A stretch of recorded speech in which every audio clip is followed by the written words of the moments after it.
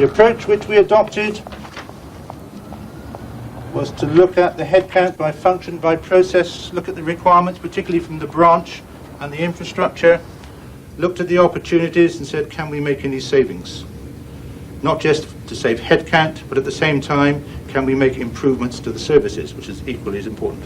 The board of IBM UK meets to discuss the latest phase in a major restructuring of its 18,000-strong workforce. We need to understand its organisation.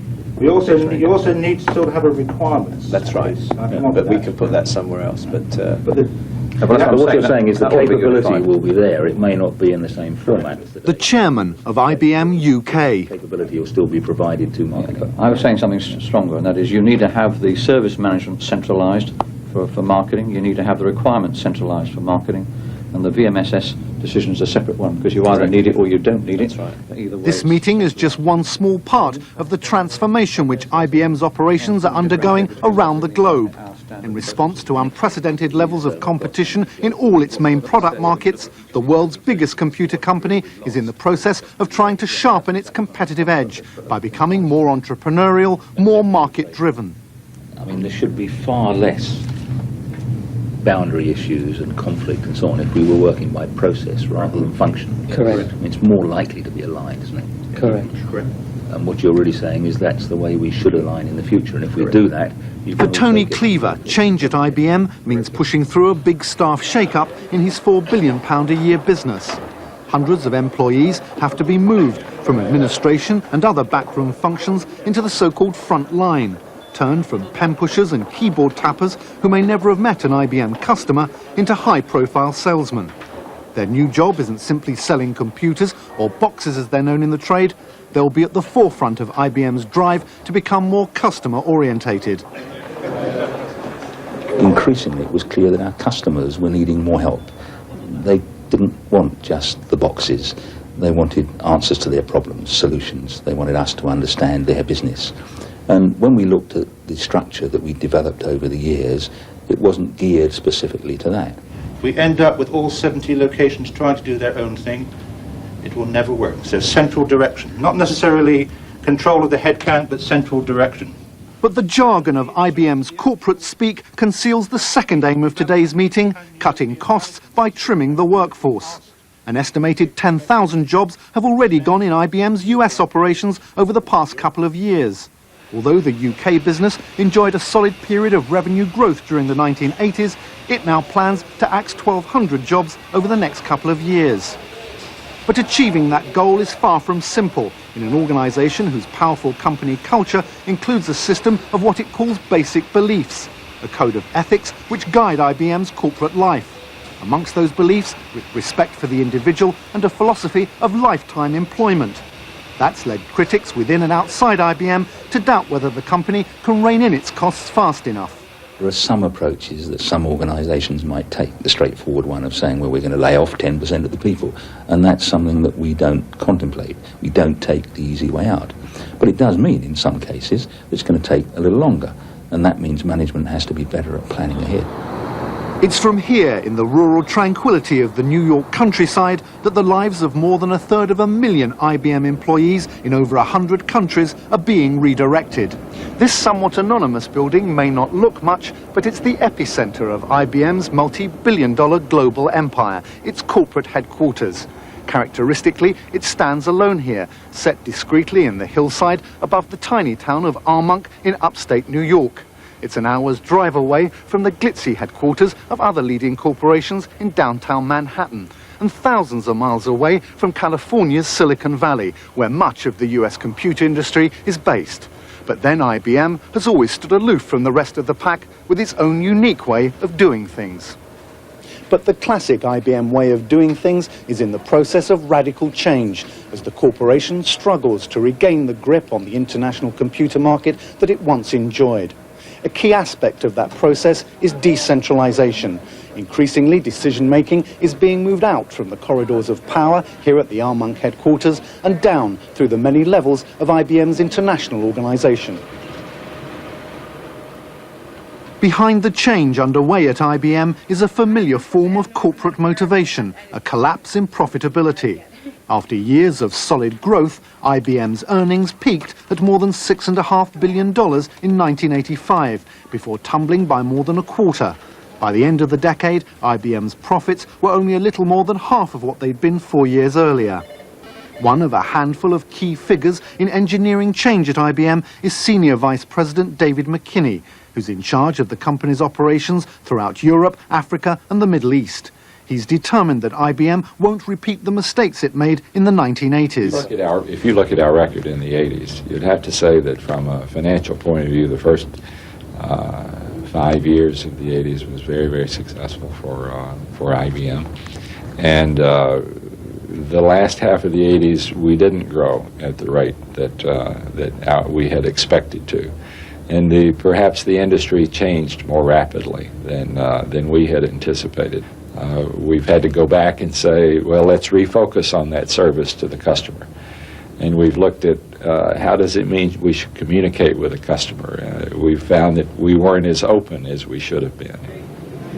But some leading computer analysts, like Steve Cohen, who specializes in IBM, question the company's ability to make the changes which are necessary if it's not to be caught wrong-footed again by a rapidly evolving market.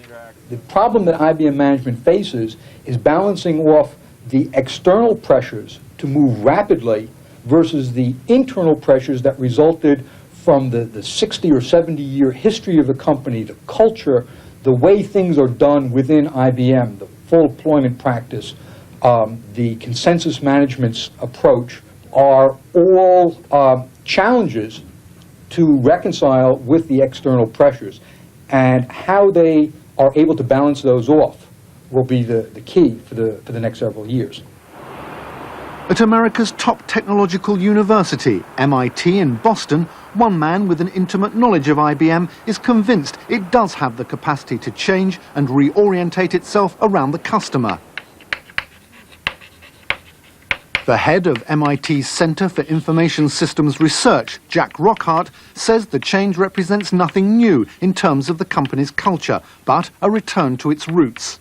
He began his career as an IBM salesman in the pioneering days of the late 50s and early 60s, when the corporation was establishing its domination of the emerging computer market. Those were glory days. They were fun days. The interesting part about it was that in those days, as a salesperson, you knew more about the technology, and sometimes you knew more about the applications than the customer did. And as a result, in most places that I was in, our customers were happy to see me. Somewhere in the late 60s or early 70s, what happened was that the customers started to grow in terms of their ability, their knowledge, their people, their specialists in this field. And the IBM people weren't quite as necessary in there. And IBM recognized this, and they started to think, gee, we could sell as much without as many people in the field. In Britain, IBM's drive to focus its business on the customer is being spearheaded here at Richmond in southwest London, in the so-called branch office of the future. Today, you have no other option, right? Otherwise, you cannot roll it out. The sales force here has an unusual degree of autonomy, including flexibility in setting prices and the freedom to include other people's software and services in the packages they offer their clients. Two men who've taken the plunge and become salesmen after spending more than 15 years in backroom administrative jobs. It's not easy. The first 6 months are particularly traumatic, but as long as you can adjust, it's a good life. Was it scary, perhaps, for you? Slightly scary, because I'm moving into an environment where you're talking to customers, where you've been closeted for so long, not having to talk to customers. David, good morning. Good morning, Michael. A recent success by the Richmond team was achieved here, at the headquarters of an international pharmaceuticals group. SmithKline Beecham was already operating on IBM computers when it decided to award the company the £2.5 million contract to upgrade the system. Our objective here is to support your business, both. Deliveries have a very nasty hum. I'm not shifting this lot single-handed, so I call it Chaz and Alfie. Scientists from together on a joint project, to incorporate advanced scientific features into the system, in addition to the normal business functions. Those scientific features will aid SmithKline's laboratories in the development of new drugs. That project is to explore how we can display graphically and model the molecular chemical reactions. That enables our scientists to better understand chemical reactions at the molecular level.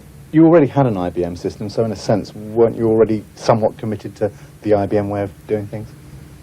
Yes, I think you could say that. I think you could say that if you already have an IBM system, and if you've experienced good service and good performance, then probably there is a tendency to stay with that supplier. But that sort of customer loyalty to IBM is being undermined by the growing trend towards flexibility in computer systems, with both hardware and software becoming more easily interchangeable. New technology offers users wider scope in how they meet their computing needs. Equipment like this, being assembled at an IBM plant just outside Portsmouth, can enable customers to avoid the high cost of a mainframe system by linking smaller and much cheaper computers together. The manufacturing going on here may not look especially high-tech, but the product itself is increasingly important in the development of the industry. These communication controllers are not simply at the heart of an individual computer network. They're also the means by which that network communicates with others outside the system, via telephone lines or even satellite. And because IBM customers want to be able to communicate with any computers, whether they're IBM or not, they're demanding the open systems that will enable them to do just that. Information Centre, Lorraine speaking. We've got a problem on your terminal. Customer demand for more flexibility is causing a revolution in computer operating systems, which provide the basic environment in which different programs can be run. Have you tried rebooting your terminal? And you've moved to Crow VM1? Traditionally, the computers of various manufacturers featured their own individual proprietary operating systems, which tended to lock customers into the equipment of the supplier involved. The trend now, though, is towards open systems, which eventually will run on anything and are therefore beyond the control of any one manufacturer and less profitable to him. IBM's critics have accused it of dragging its feet on these developments. If that's the case, it's a tactic which could backfire. Flexibility was the key requirement for Excel Logistics when it decided to upgrade its computer network. The company operates warehousing and distribution on behalf of a number of national restaurant chains like Pizza Hut. Increasingly, Excel needs its computer system to work hand in hand with those of its clients. It rejected a bid from IBM to provide a new system in favour of one of its leading competitors. Our survey of the market showed that digital were the most flexible supplier for our needs. Not only is our business with Pizza Hut in this depot and throughout the UK, but we deliver for Beefeater Steakhouses, Henry's Cafe Bars, Paleo restaurants, all of whom have different systems and different requirements. A key function of our system must be that it will communicate to all those systems. And we found that the flexibility digital offered us would allow us to talk to their systems as and when we needed to. Excel's order was worth just over £750,000 to digital. It claims that as a younger and smaller company, it's been far better placed to exploit the trend towards open computer systems against its giant IBM rival. We had one operating system to deal with. They had, because of history, a lot more. They had maybe 5 or 6. And so they're still working very hard to even get those to work together, let alone to get them to work efficiently in an open environment. We had one.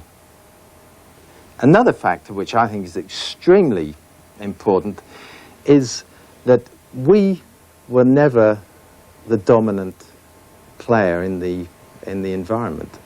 If you're the dominant player, then you do not have to work so hard to make your systems work with the other people's. We have a huge number of customers who have a commitment and an investment in our proprietary systems. They have spent millions and millions of pounds in many cases developing systems over the years that run on our proprietary hardware. And the thought that we might let them down and leave them at a dead end in that area, it just doesn't make sense commercially. But I do expect to see a very significant growth in open systems, and I expect us to be very competitive and leading the way there as well. But isn't the trend towards open systems a threat to the profit margins that you can make on your products? It will put pressure on the margins from that standpoint, which is just another reason for making sure that one is as competitive in every sense as possible. But away from the giant mainframe computers, where IBM's traditional strengths lie, the company's competitiveness has been severely tested at the so-called commodity or mass production end of the market. A decade ago, personal computers, or PCs, were virtually unknown. Now, this single IBM plant at Greenock in Scotland is churning them out for the European market at the rate of 1 million a year. Personal computers generate well over 1/10 of IBM's global income. But its market share of just over 20% is shrinking under the onslaught of a host of rival manufacturers. IBM's been forced to market these products, just like its competitors, through ordinary computer stores like this one on Long Island, New York, where price and performance are key factors. This is an IBM Model 50Z, Steve, and basically what you could utilize this machine for is anything from a home office on up to a larger corporation. And the price? The price, you're talking in the realm of about $2,800 with a color monitor on a machine like this. That sounds quite expensive. Is there anything cheaper, the same type of machine? Sure, absolutely. If we don't like the price on this, then we could move over onto something more, such as the Samsung SD700. This unit over here has the same features as we just saw in the IBM Model 50Z. There are options, it is expandable, and you're talking somewhere in the neighborhood of an $1,800 price range. Now this is a Commodore Amiga, another American machine. Yes, it is. The Commodore Amiga, like the IBM and the Samsung we just saw over there, this machine is in around the $1,800 price range. But there are some added advantages to it. Besides having the ability to run IBM type of software, it also gives us the ability to do some really good character generation and titling types of applications. Having looked all around the store here, I can't help noticing that you've got a big range of Samsungs, a big range of Commodores, of Macintoshes, and just the one IBM. Why? Well, for the most part, IBM over the past few years has been caught up by a lot of the competition. Price performance, as we look, the other computers will able to run the same programs, do the same things, use the same peripheral devices, and yet there's no reason to pay more. IBM believes it can justify the high price of its products. We think they're of premium value, that's right. Typically, when you focus on high quality, serviceability, long-term commitment to the quality of that product, the price may not be the key element. But the critics aren't convinced. Their product line is not very differentiated from what is available from many competitors who are willing to sell at lower prices than IBM because they don't have the overhead structures of IBM. So IBM, in your view, has become uncompetitive? In many of their product areas, they have lost some of their competitive edge.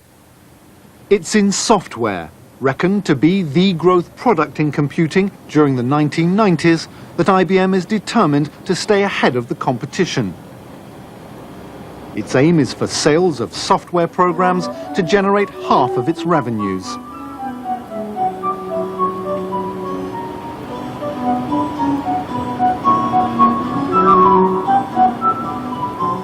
Here at Hursley in Hampshire, IBM's biggest research and development establishment in Europe, a major transformation is underway.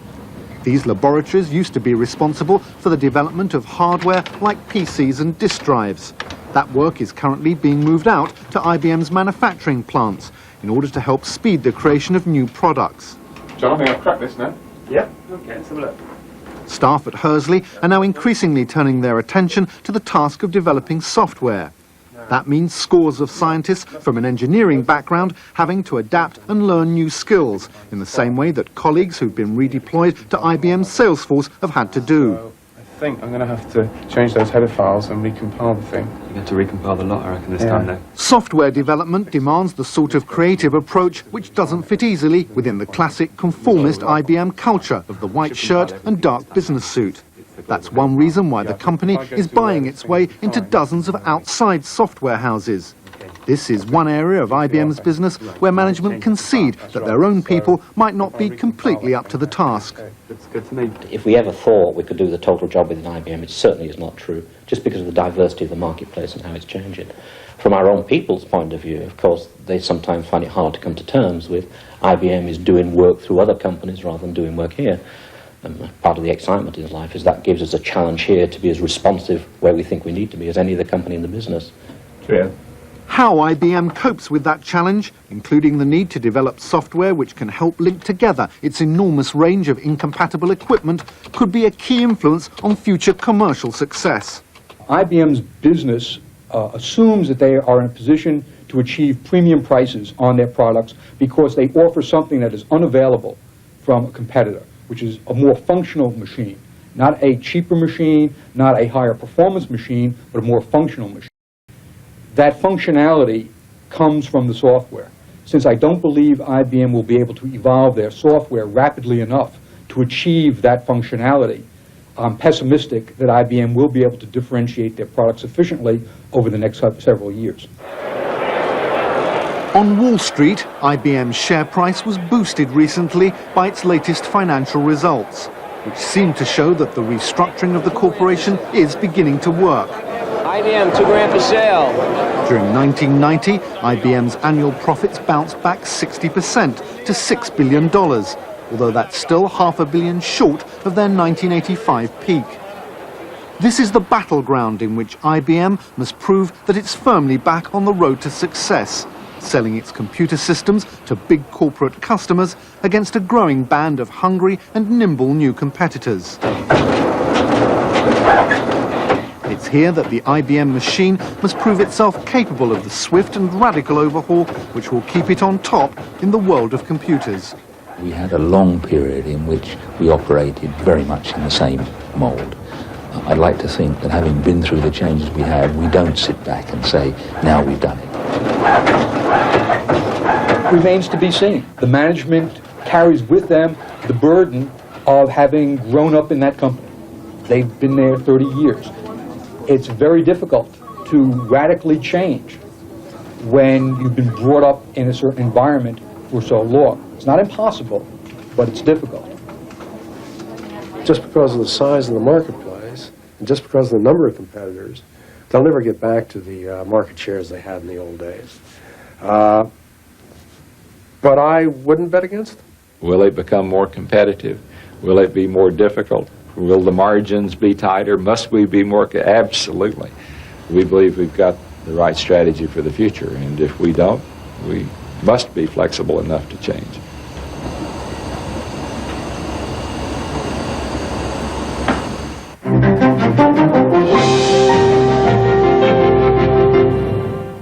It's been a wonderful week for critics of the exchange rate mechanism. Here we are with the CBI's most gloomy survey for 10 years, showing job losses, plunging investment and shattered business confidence. Industry is crying out for lower interest rates. But just when it seems relief may be at hand, up pops the Bundesbank and raises its rates. The pound slides back to the bottom of the ERM league table. And with it, it seems, go our hopes of lower interest rates. Critics of the ERM are quick to point out the apparent lesson. Inside the system, the need to defend the pound takes priority, even if it prolongs the recession. From what John Major and Norman Lamont have been saying in recent days, they seem to agree. Keeping within the ERM limits is top priority. Interest rate cuts will have to wait. But this need not be the case. The ERM is supposed to act as a constraint on government policy, but it doesn't have to be a straitjacket. At the end of last year, France cut its interest rates, even though German rates were rising. The French have since been using their foreign exchange reserves to defend their currency. Britain should do the same. On Friday, the Bank of England and the Bundesbank did, for the first time, intervene to support the pound inside the ERM. That was because sterling was caught up in currency turmoil after America cut its interest rates. It was a short-term move designed to calm the markets. But it should also serve as a reminder that intervention could support the pound through a period of adjustment.